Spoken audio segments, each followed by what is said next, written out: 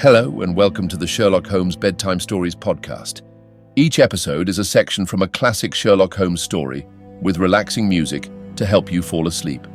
If you love the podcast and never miss an episode, please follow us on Spotify and Apple Podcasts and leave a 5-star rating. If our podcast has become a part of your bedtime routine, please consider supporting the show by clicking the link in the show notes. Our show is completely free, in part thanks to support from listeners like you. There are options to give one time or on a monthly basis. So sleep easier by clicking the Support This Podcast link in the show notes and become a supporter today. And as always, if you're enjoying the pod, please spread the word. Sharing with friends and family really does help. Thank you for joining us this evening.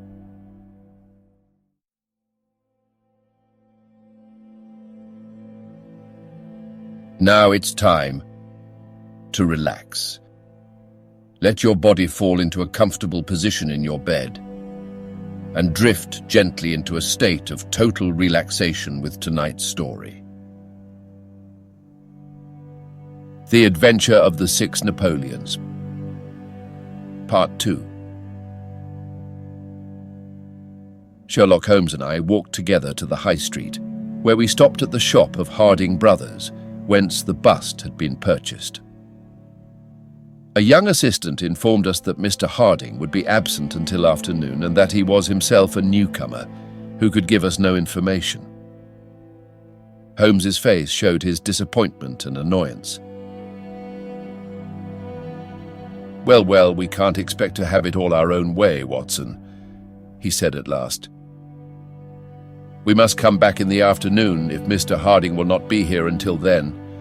I am, as you have no doubt surmised, endeavoring to trace these busts to their source in order to find if there is not something peculiar which may account for their remarkable fate. Let us make for Mr. Morse Hudson of the Kennington Road and see if he can throw any light upon the problem." A drive of an hour brought us to the picture dealer's establishment. He was a small, stout man with a red face and a peppery manner. "Yes, sir, on my very counter, sir," said he. "What we pay rates and taxes for, I don't know, when any ruffian can come in and break one's goods. Yes, sir, it was I who sold Dr. Barnicot his 2 statues. Disgraceful, sir, a nihilist plot, that's what I make it. No one but an anarchist would go about breaking statues. Red Republicans, that's what I call them. Who did I get the statues from? I don't see what that has to do with it." "Well, if you really want to know, I got them from Gelder and Company in Church Street, Stepney. They are a well-known house in the trade and have been this 20 years. How many had I? 3, 2 and 1 are 3. 2 of Dr. Barnicot's and 1 smashed in broad daylight on my own counter. Do I know that photograph? No, I don't. Yes, I do, though. Why, it's Beppo. He was a kind of Italian piecework man who made himself useful in the shop. He could carve a bit and gild and frame and do odd jobs. The fellow left me last week and I've heard nothing of him since. No, I don't know where he came from nor where he went to. I had nothing against him while he was here. He was gone 2 days before the bust was smashed." "Well, that's all we could reasonably expect from Morse Hudson," said Holmes, as we emerged from the shop. "We have this Beppo as a common factor, both in Kennington and in Kensington, so that is worth a 10-mile drive. Now, Watson, let us make for Gelder and Company of Stepney, the source and origin of the busts. I shall be surprised if we don't get some help down there." In rapid succession, we passed through the fringe of fashionable London, Hotel London, Theatrical London, Literary London, Commercial London, and finally, Maritime London, till we came to a riverside city of 100,000 souls, where the tenement houses swelter and reek with the outcasts of Europe. Here, in a broad thoroughfare, once the abode of wealthy city merchants, we found the sculpture works for which we searched. Outside was a considerable yard full of monumental masonry. Inside was a large room in which 50 workers were carving or moulding. The manager, a big blonde German, received us civilly and gave a clear answer to all Holmes's questions. A reference to his book showed that hundreds of casts had been taken from a marble copy of Devine's Head of Napoleon, but that the 3 which had been sent to Morse Hudson a year or so before had been half of a batch of 6, the other 3 being sent to Harding Brothers of Kensington. There was no reason why those 6 should be different from any of the other casts. He could suggest no possible cause why anyone should wish to destroy them. In fact, he laughed at the idea.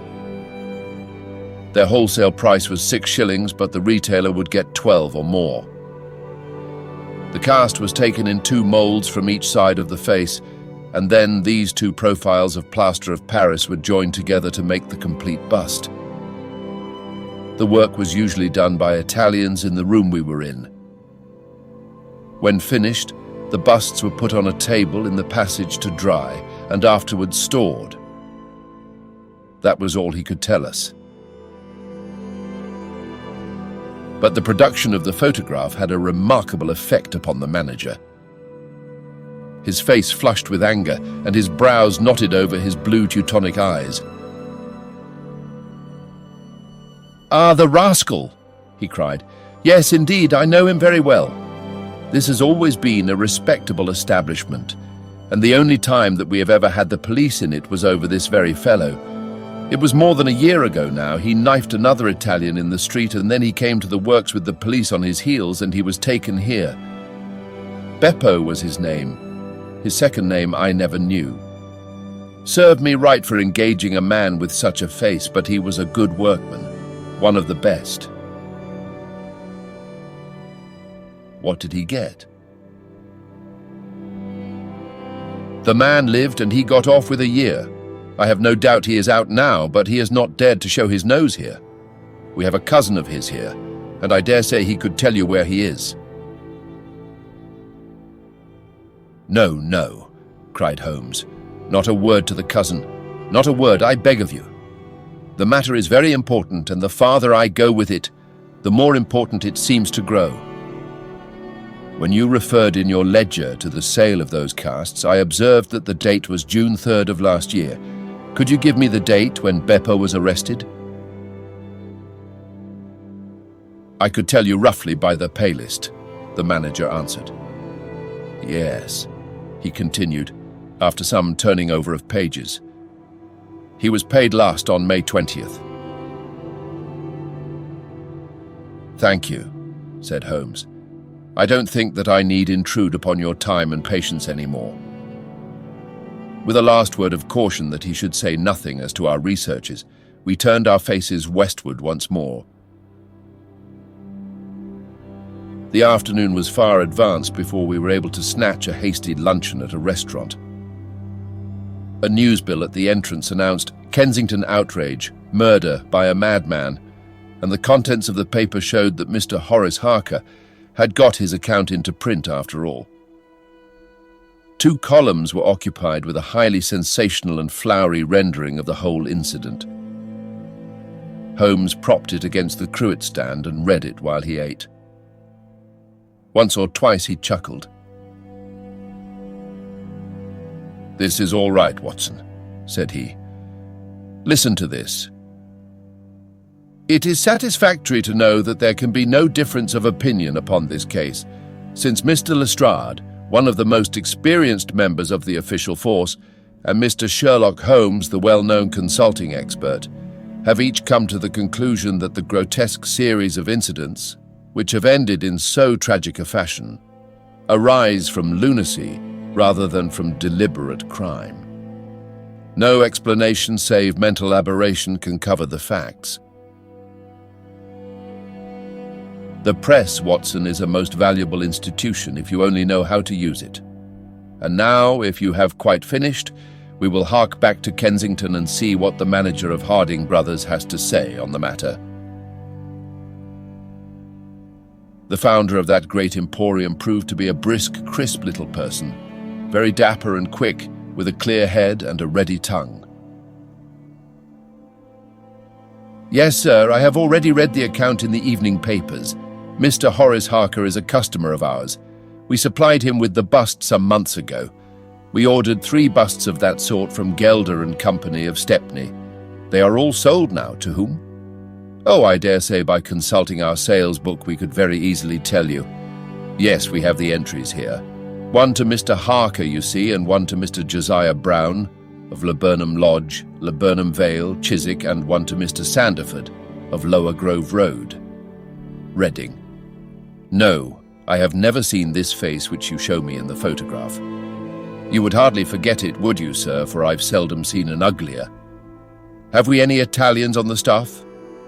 Yes, sir, we have several among our workpeople and cleaners. I dare say they might get a peep at that sales book, if they wanted to. There is no particular reason for keeping a watch upon that book. Well, it's a very strange business, and I hope that you will let me know if anything comes of your inquiries. Holmes had taken several notes during Mr. Harding's evidence, and I could see that he was thoroughly satisfied by the turn which affairs were taking. He made no remark, however, save that unless we hurried, we should be late for our appointment with Lestrade. Sure enough, when we reached Baker Street, the detective was already there, and we found him pacing up and down in a fever of impatience. His look of importance showed that his day's work had not been in vain. "Well?" he asked. "What luck, Mr. Holmes?" "We have had a very busy day and not entirely a wasted one," my friend explained. "We have seen both the retailers and also the wholesale manufacturers. I can trace each of the busts now from the beginning." "The busts?" cried Lestrade. Well, you have your own methods, Mr. Sherlock Holmes, and it is not for me to say a word against them. But I think I have done a better day's work than you. I have identified the dead man. You don't say so? And found a cause for the crime. Splendid. We have an inspector who makes a specialty of Saffron Hill and the Italian Quarter. Well, this dead man had some Catholic emblem round his neck, and that, along with his colour, made me think he was from the south. Inspector Hill knew him the moment he caught sight of him. His name is Pietro Venucci from Naples, and he is one of the greatest cutthroats in London. He is connected with the Mafia, which, as you know, is a secret political society enforcing its decrees by murder. Now you see how the affair begins to clear up. The other fellow is probably an Italian also, and a member of the Mafia. He has broken the rules in some fashion. Pietro is set upon his track. Probably the photograph we found in his pocket is the man himself, so that he may not knife the wrong person. He dogs the fellow. He sees him enter a house. He waits outside for him. And in the scuffle, he receives his own death wound. How is that, Mr. Sherlock Holmes? Holmes clapped his hands approvingly. "Excellent, Lestrade, excellent," he cried. "But I didn't quite follow your explanation of the destruction of the busts." "The busts? You never can get those busts out of your head. After all, that is nothing. Petty larceny, 6 months at the most. It is the murder that we are really investigating, and I tell you that I am gathering all the threads into my hands." "And the next stage?" "Is a very simple one. I shall go down with Hill to the Italian Quarter, find the man whose photograph we have got, and arrest him on the charge of murder. Will you come with us?" "I think not. I fancy we can attain our end in a simpler way. I can't say for certain because it all depends upon a factor which is completely outside our control. But I have great hopes. In fact, the betting is exactly 2-1 that if you will come with us tonight, I shall be able to help you to lay him by the heels." "In the Italian Quarter?" "No. I fancy Chiswick is an address which is more likely to find him. If you will come with me to Chiswick tonight, Lestrade, I'll promise to go to the Italian quarter with you tomorrow, and no harm will be done by the delay. And now I think that a few hours' sleep would do us all good, for I do not propose to leave before 11 o'clock, and it is unlikely that we shall be back before morning. You'll dine with us, Lestrade, and then you're welcome to the sofa until it is time for us to start. In the meantime, Watson, I should be glad if you would ring for an express messenger, for I have a letter to send, and it is important that it should go at once. Holmes spent the evening in rummaging among the files of the old daily papers with which one of our lumber rooms was packed. When at last he descended, it was with triumph in his eyes, but he said nothing to either of us as to the result of his researches.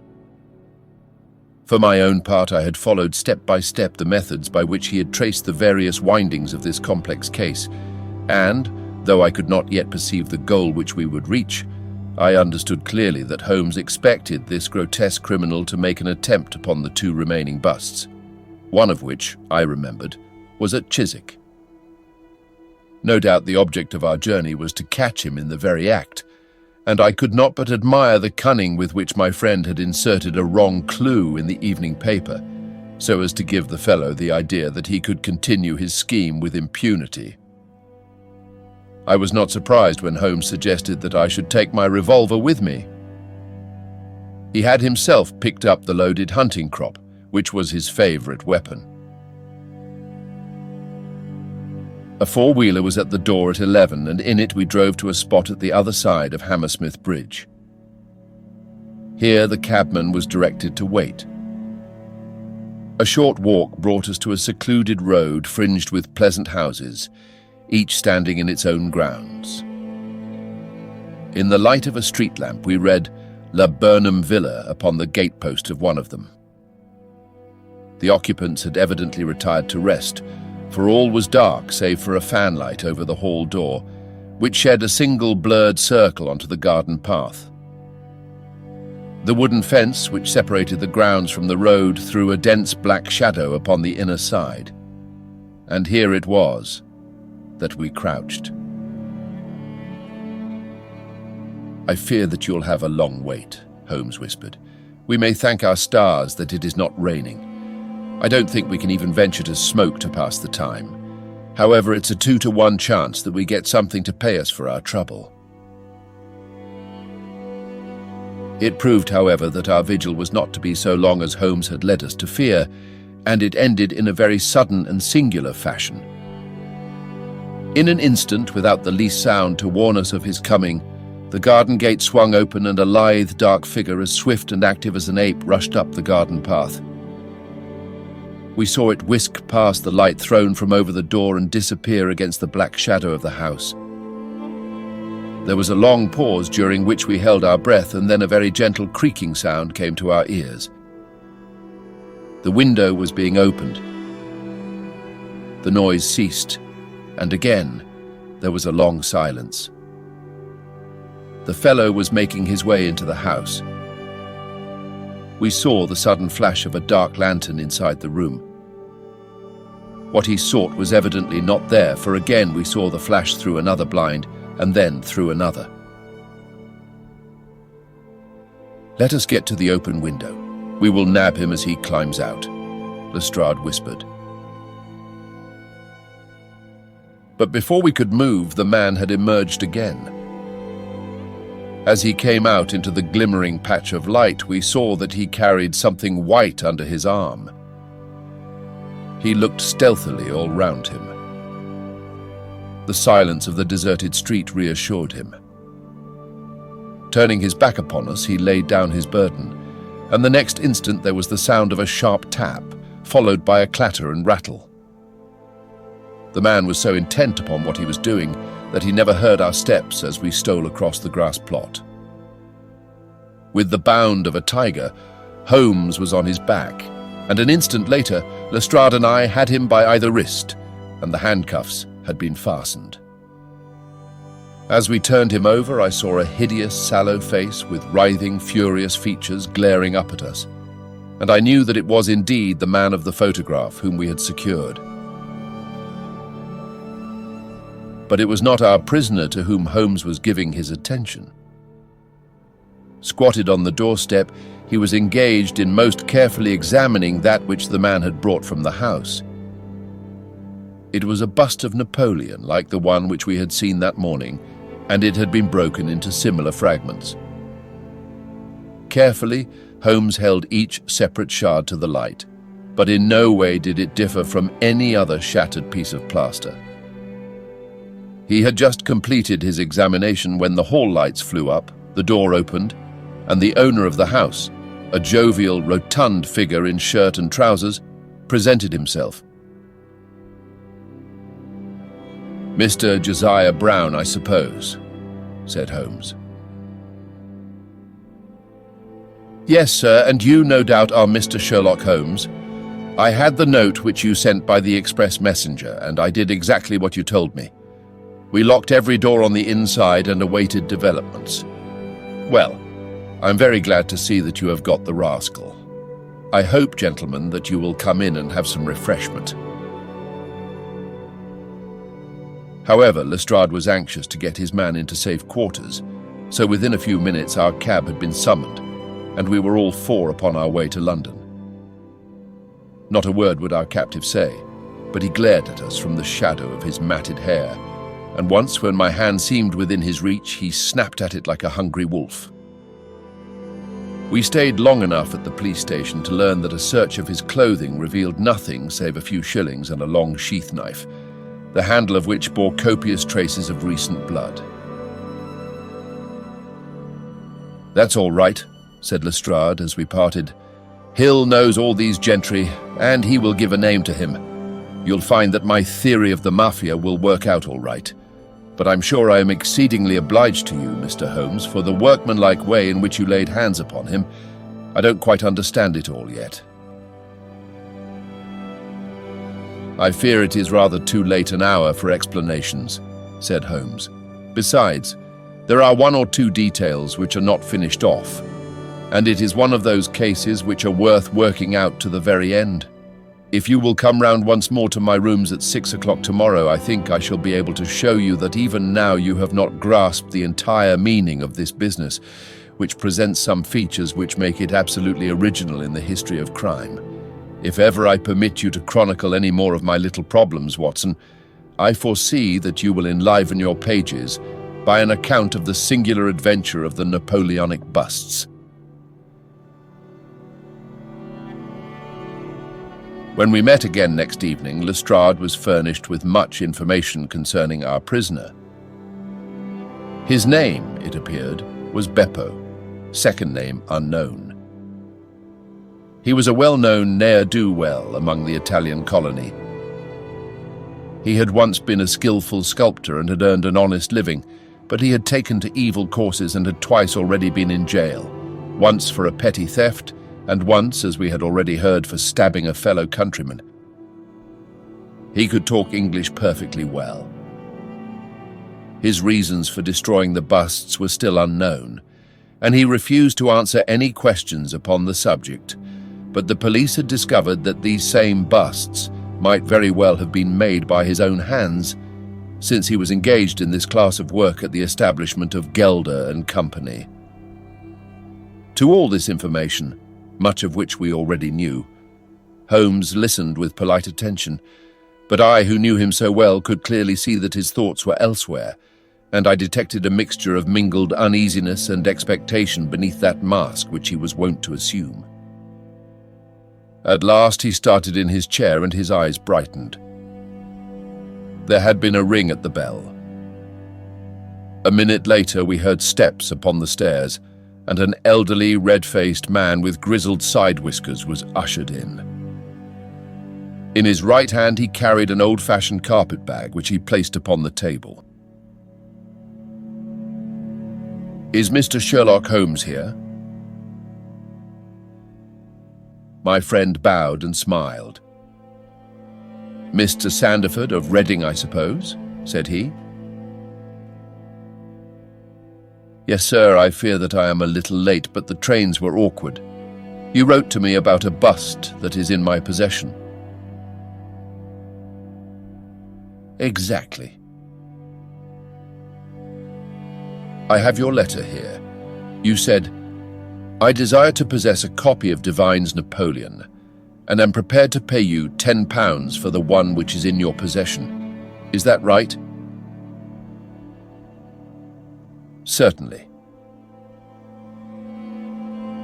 I was very much surprised at your letter, for I could not imagine how you knew that I owned such a thing. Of course you must have been surprised, but the explanation is very simple. Mr. Harding of Harding Brothers said that they had sold you their last copy, and he gave me your address.